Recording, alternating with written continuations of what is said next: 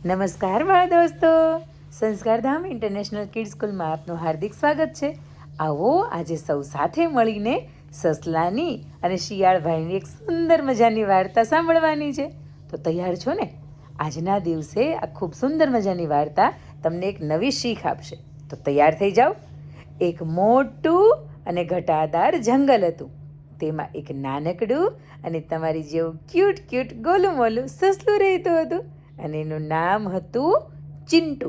શું નામ હતું? ચિંટુ. એક દિવસ ચિંટુ ખેતરમાં ગાજર ખાવા જઈ રહ્યો હતો. ત્યાં રસ્તામાં તેણે એક શિયાળ મળ્યું. શિયાળ તો ભાઈ બહુ ભૂખ્યું હતું.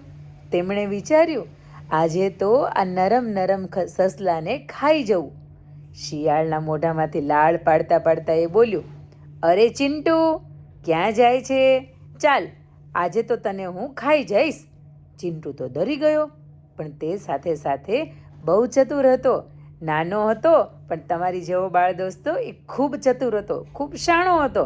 તેણે હિંમત રાખીને કહ્યું, અરે શિયાળભાઈ, ભલે તમે મને ખાઈ જજો, પણ તું જુઓ તો ખરા, તમારી પાછળ કોણ છે?